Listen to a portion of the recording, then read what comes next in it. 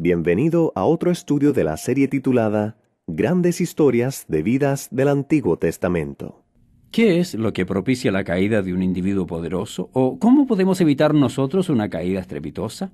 Esas son preguntas que contestaremos en el mensaje de hoy. Por favor, ponga mucha atención.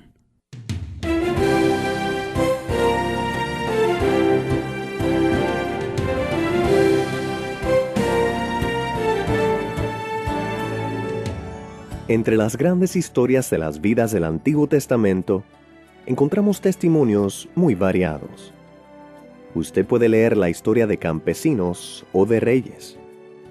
La historia de Saúl es controversial.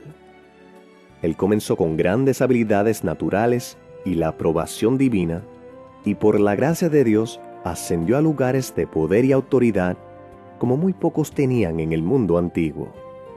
Él tenía el amor y la admiración de miles. Sin embargo, al final, muere no solamente en medio de la vergüenza y el dolor, sino víctima de su propia destrucción. Le invito a abrir su Biblia en el primer libro de Samuel, los capítulos 13 al 15, para estudiar la historia de el rey que rehusó postrarse. Estudiar a las personas es un estudio muy interesante. Lo he hecho muchos días de mi vida y es posible que usted también, amigo o amiga oyente.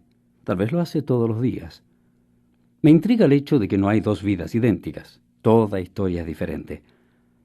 Sin embargo, he observado que las vidas parecen caer en categorías. Los estilos de vida pueden ser muy similares, mucho más que los detalles individuales de los peregrinajes. Déjeme explicarle. Algunas vidas, a mi modo de ver, encajan en la imagen verbal de una pista de carreras ovalada. Parecen moverse vertiginosamente. Son activas, participan en muchas cosas. Muy rara vez se detienen, excepto brevemente para llenar el tanque de gasolina, comer, dormir y vuelven a la pista. Pero, es interesante al estudiar esas vidas, es que logran muy poco. Están muy metidas en muchas actividades, pero cuando se cuenta el cuento final, logran muy poco, aun cuando hayan vivido por muchos años. Hay otra imagen que describe otro tipo de vidas, y pienso que son como un meteorito que cruza el firmamento. Son como estrellas fugaces. Desde el mismo principio parecen entrar al mundo con un resplandor repentino, con gran estruendo, vertiginosamente. Llegan a una vida bien conocida, famosa, incluso con mucha publicidad, al intervenir en muchas cosas. Sin embargo, sus vidas, aun cuando breves, parece que se desvanecen y nunca sabemos gran cosa de lo que les ocurrió en los años posteriores. Hay otras vidas, al contrario, que son como ríos, profundos y tranquilos. Son las vidas de las personas que son fieles y consistentes, que dan, que respaldan. Parece como si su deleite en la vida fuera ayudar a que otros lleguen a su destino. Su meta es ayudar.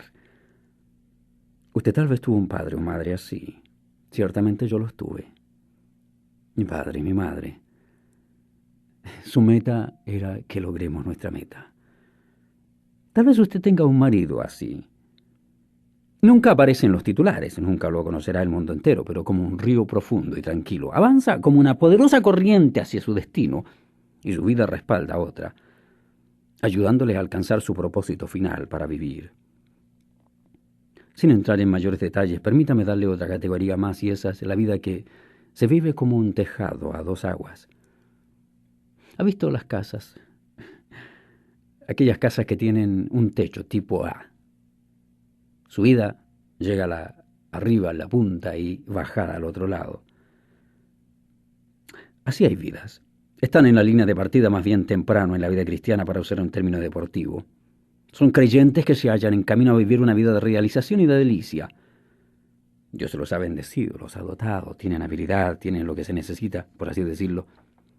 Avanza rápidamente en los círculos de liderazgo. Antes de que uno se dé cuenta, han avanzado considerablemente para hacer una contribución significativa. Entonces, justo en la cúspide, algo ocurre. Y como si giraran en un eje.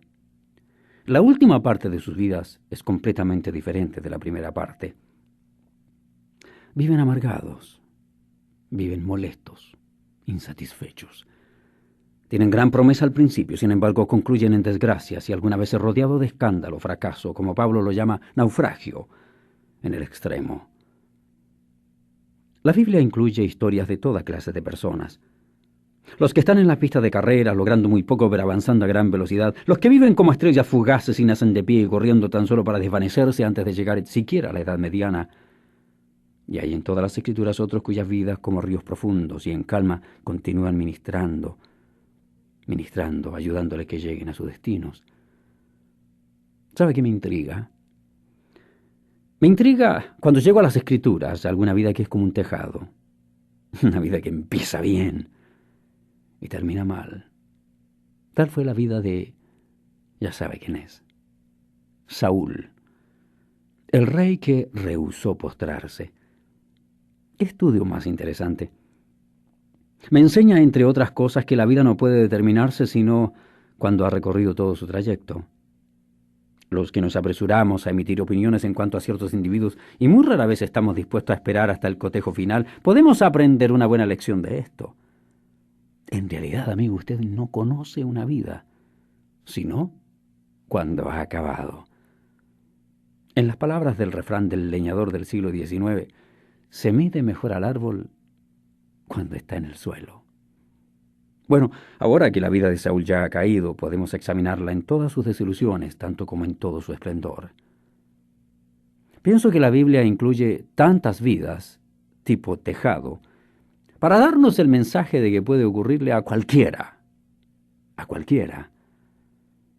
En su libro, en inglés, Mark These Men, marca a estos hombres. No sé si está en español, pero el título sería ese, si es que está traducido literalmente. Es un libro escrito por el señor J. Sidley Baxter. Él describe a Saúl de esta manera.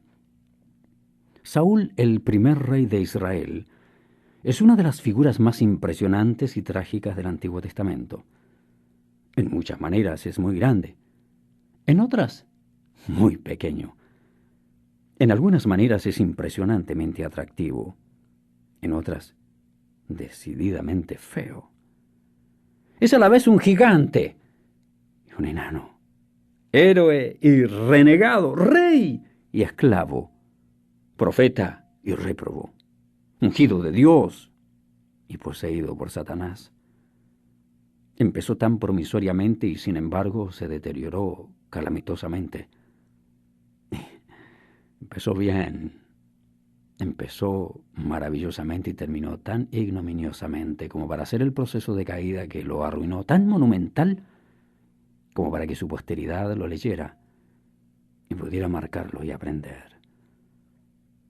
Dando un salto hacia adelante en su vida, permítame mostrarle un epitafio que le vendría bien. Son palabras que brotan de sus propios labios en el primer libro de Samuel, capítulo 26, versículo 21. Veamos primero esto para captar un cuadro de cómo se describiría a sí mismo al final de sus días. Entonces dijo Saúl: he pecado. Vuélvete, hijo mío, David, que ningún mal te haré más, porque mi vida ha sido estimado preciosa hoy a tus ojos.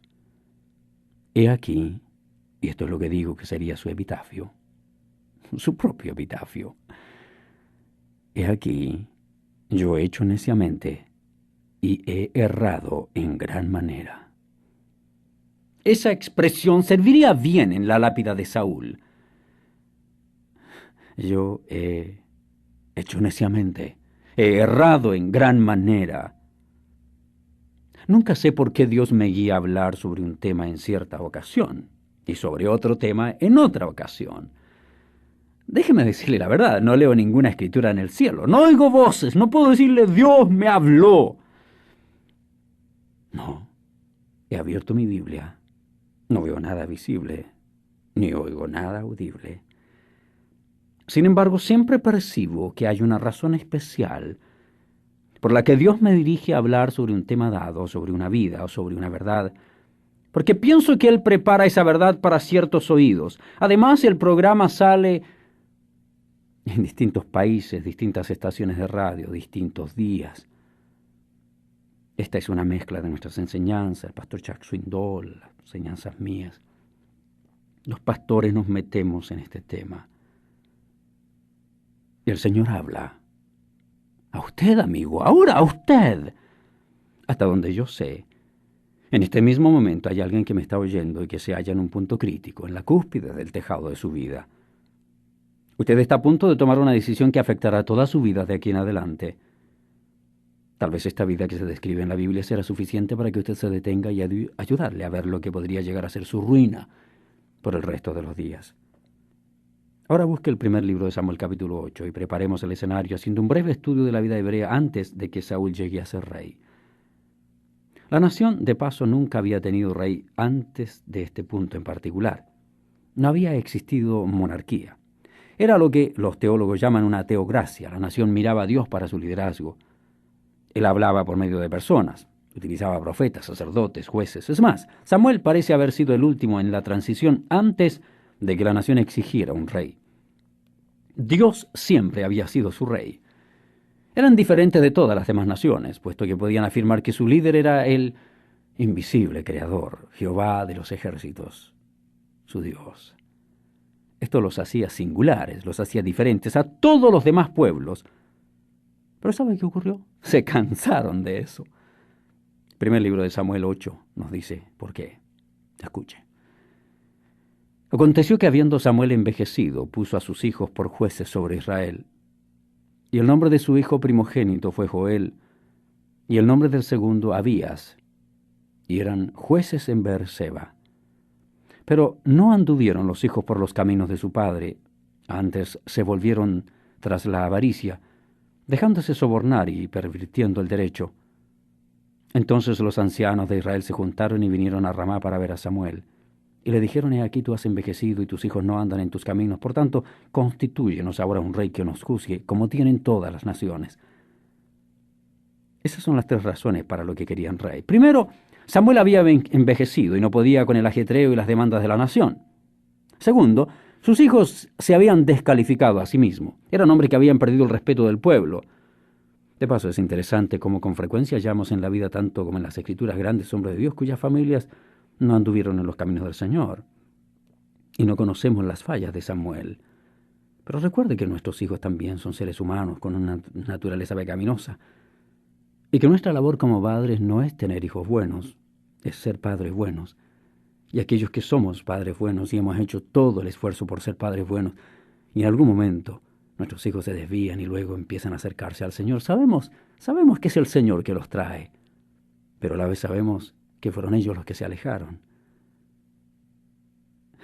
Samuel estaba viejo, le dicen. Tus hijos se han descalificado y en tercer lugar, la tercera razón es que queremos ser como las demás naciones. La petición desagradó a Samuel. A partir del versículo 6 dice: pero no agradó a Samuel esta palabra que dijeron: danos un rey que nos juzgue. Y Samuel oró a Jehová. Y dijo Jehová a Samuel: oye la voz del pueblo en todo lo que te digan, porque no te han desechado a ti, sino a mí me han desechado para que no reine sobre ellos. Conforme a todas las obras que han hecho desde el día que los saqué de Egipto hasta hoy, dejándome a mí y sirviendo a dioses ajenos, así hacen también contigo. Ahora pues oye su voz, mas protesta solemnemente contra ellos y muéstrales cómo les tratará el rey que reinará sobre ellos. Y refirió Samuel todas las palabras de Jehová al pueblo que le había pedido rey. Dijo pues: así hará el rey que reinará sobre vosotros. Observe ahora la advertencia tremenda. Ustedes querían rey. Voy a decirles los que van a tener. Tomará vuestros hijos y los pondrá en sus carros y en su gente de a caballo, para que corran delante de su carro, así que se verán frente al servicio militar obligatorio, les está diciendo. Y nombrará para sí jefes de miles y jefes de cincuentenas. Los pondrá asimismo a quedar en sus campos y siguen sus mieses y a que hagan sus armas de guerra y los pertrechos de sus carros. Tomará también a vuestras hijas para que sean perfumadores, cocineras y amasadoras. Asimismo tomará lo mejor de vuestras tierras, de vuestras viñas, de vuestros olivares, y los hará a sus siervos. Diezmará vuestro grano, vuestras viñas. Esto quiere decir más impuestos y más tributos, para dar a sus oficiales y a sus siervos. Tomará vuestros siervos, vuestras siervas, vuestros mejores jóvenes, vuestros asnos, y con ellos hará su obra. Diezmará también vuestros rebaños, y seréis sus siervos. ¿Notó cuántas veces dice tomará? Versículo 11, tomará vuestros hijos. 12, nombrará para sí jefes de miles, jefes de cincuentenas. Note que los nombrará jefes para sí. 14, tomará de la mejor de vuestras tierras. 15, diezmará vuestro grano, vuestra viña. Tomará. El rey se dará a conocer como uno que toma, no como alguien que da. Será un reino que girará alrededor suyo, no alrededor del pueblo. Y aprenderán una lección, Israel, que nunca han aprendido antes. Descubrirán lo que es tener a un hombre que reine sobre ustedes y lamentarán el día en que lo hicieron. Pero el pueblo respondió, no importa, lo queremos. Versículo 18. Y clamaréis aquel día a causa de vuestro rey que os habréis elegido, mas Jehová no os responderá en aquel día. Pero el pueblo, suena esto como adolescentes, ¿no? Pero el pueblo no quiso oír la voz de Samuel y dijo, no, sino que habrá rey sobre nosotros, y nosotros seremos también como todas las naciones. Cada vez que usted toma la decisión de ser como los demás, pierde. Pierde su distintivo, pierde su seguridad, pierde su dirección, pierde su identidad, el propósito que Dios le dio a usted. Dios nunca nos hizo a ninguno para que seamos imágenes de otros como si fuéramos espejos. Nos ha creado como sus mensajeros únicos, singulares, distintos. Uno de los días en que mayor libertad encontré en mi vida fue el día en que decidí dejar de parecerme a toda otra persona y dejé de sentirme intimidado porque no era como otro. Y decidí ser yo mismo, bueno y malo, con puntos fuertes y debilidades, pero ser auténtico. Israel quería ser como las demás naciones. Se cansaron de que las naciones se burlaran de ellos y de que dijeran que tenían un Dios a quien no podían ver, de servir a un monarca que no podían adorar, no podían ponerle una corona sobre su cabeza, ni un cetro en su mano, ni sentarlo en un trono. Querían ser como las demás naciones. Van a lamentarlo. Notará también que hay ocasiones en que el Señor nos permite que nos salgamos con la nuestra y hagamos lo que eso nos antoja, sabiendo que nos va a hacer daño, pero es la única manera en que aprendemos ciertas lecciones. Van a lamentarlo. En el capítulo 9 conocemos al rey elegido. Él todavía no lo sabe, se halla de su vida en el tejado. Estamos viendo el declive ascendente de su vida. Qué grandiosa primera impresión que nos da. Versículo 1. Había un varón de Benjamín, hombre valeroso, ¿no? Subiendo, valiente, el cual se llamaba Cis, hijo de Abiel, hijo de Seror, hijo de Becorat, hijo de Afía, hijo de un benjamita. Y tenía él un hijo, una buena familia, ¿cierto? Y tenía él un hijo que se llamaba Saúl. Esta es la primera mención del hombre cuya vida estamos estudiando. Joven y hermoso de su vida. El término indica lo mejor de su vida, viril, joven, fuerte. Era hermoso. El término hebreo es tov, que se traduce como bueno. Saúl era bien puesto, todo un espécimen de masculinidad. A decir verdad, dice el versículo, entre los hijos de Israel no había otro más hermoso que él. Y para hacer las cosas incluso más impresionantes, de hombros arriba sobrepasaba a cualquiera del pueblo. Era de elevada estatura, trigueño, guapo, no hay nada de malo con eso. Un líder de hermosa presencia. Hoy hace años un buen amigo mío referirse a un excelente predicador joven diciendo: mi único temor es que pesa sobre él la maldición de ser guapo y bien presentado. Hay sabiduría en eso, no es fácil. Yo no tengo ese problema, por supuesto.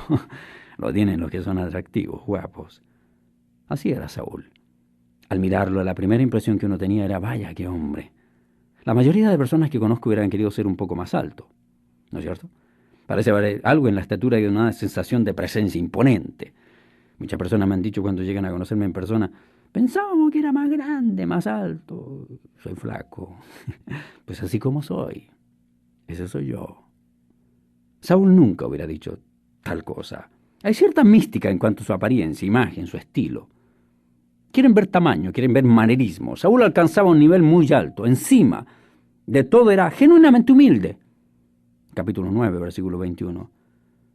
Después de que Samuel le había dicho todo el mensaje, dice, Saúl respondió y dijo: ¿no soy yo hijo de Benjamín, de la más pequeña de las tribus de Israel? Mi familia no es la más pequeña de toda la familia de la tribu de Benjamín. ¿Por qué, pues, me has dicho cosa semejante? En otras palabras, yo no soy ese hombre. Se nota una humildad, ¿no es cierto? Capítulo 10, versículo 1. Tomando entonces Samuel una redoma de aceite, la derramó sobre su cabeza y lo besó y le dijo: ¿no te ha ungido Jehová por príncipe sobre su pueblo Israel?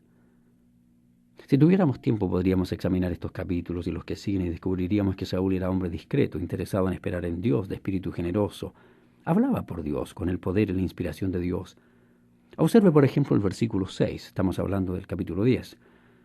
Entonces el Espíritu de Jehová vendrá sobre ti con poder y profetizarás con ellos y serás mudado en otro hombre.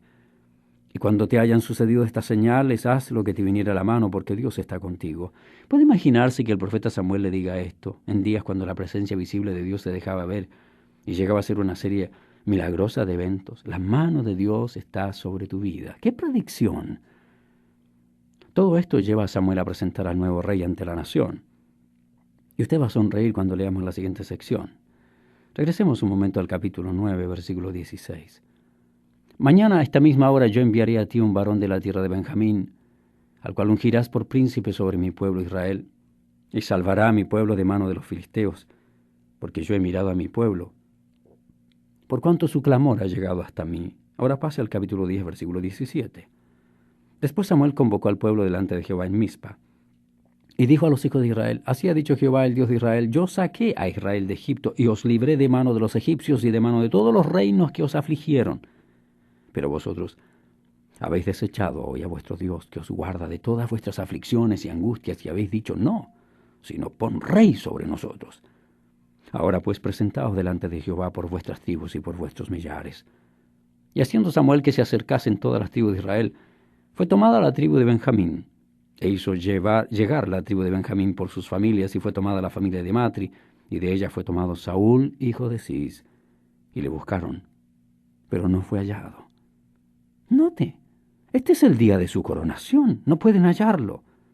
Y preguntaron pues otra vez a Jehová si aún no había venido allí aquel varón. Y respondió Jehová: he aquí que él está escondido entre el bagaje.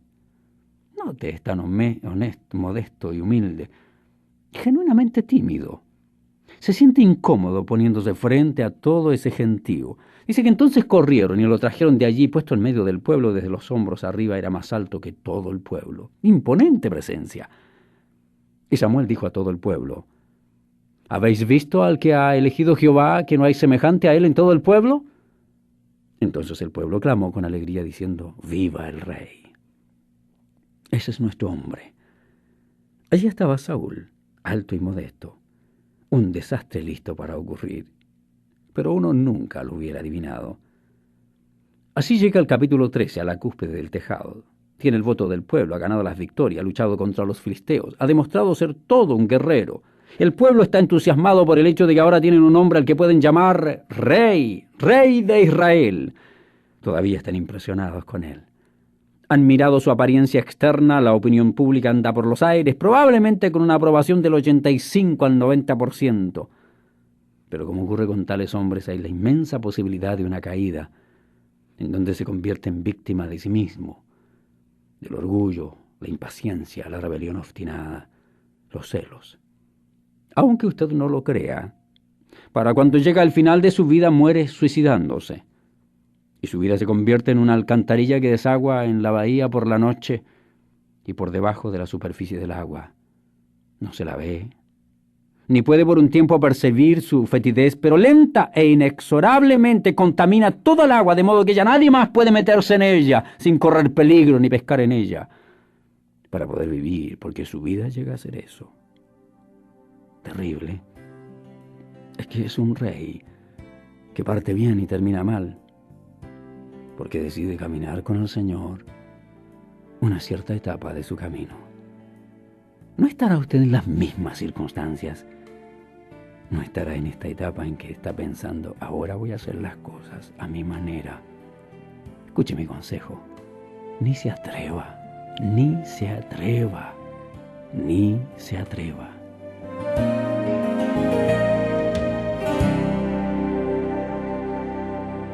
El rey que rehusó postrarse fue el título del mensaje de hoy, traído a usted por el ministerio conocido internacionalmente como Visión para Vivir. Al escuchar mensajes como el de hoy, nos preguntamos: ¿en dónde están los grandes líderes? Que son fuertes pero tienen dominio propio, que son disciplinados pero indulgentes. La lista es corta. Sin embargo, hay algunos líderes que modelan estas características. En el libro escrito por el pastor Chuck Swindoll titulado Elías, un hombre de heroísmo y humildad, usted podrá estudiar las invaluables cualidades que poseía este poderoso líder y profeta de Dios. Envíe su cheque o money order a Visión para Vivir, Box 251-175, Plano, Texas 75025, y solicite el libro de Elías, un hombre de heroísmo y humildad, en gratitud por su ofrenda a Visión para Vivir. Y si usted anhela más recursos prácticos para su vida espiritual, visítenos en nuestra página de internet en visionparavivir.org. También puede llamarnos al 1-800-898-4847. Y no olvide que dependemos de sus oraciones y de su apoyo. Y ahora le invitamos a terminar el programa uniéndose a nosotros en este momento de oración. Señor, tristemente existen personas a quienes se les entrega autoridad y no saben vivir con el poder que les ha sido entregado. Ellos, tristemente, usan mal el poder, abusan de su autoridad y mediante acciones reñidas con la palabra de Dios y basados en una errónea interpretación de ella, han establecido un sistema de terror y no de amor en su familia. Su disciplina se ha convertido en abuso, su autoridad en autoritarismo. Señor, que muchos que están escuchando reconozcan su pecado y que sepan que todo aquel que tiene poder y lo utiliza para el mal será disciplinado severamente por aquel que actúa con amor y disciplina cuando sus hijos se rebelan para vivir conforme a sus pasiones personales y no conforme a las convicciones bíblicas doctrinales. Señor, te ruego que tu palabra haya traído exhortación, haya producido arrepentimiento, porque lo pedimos en el nombre de Jesucristo. Amén.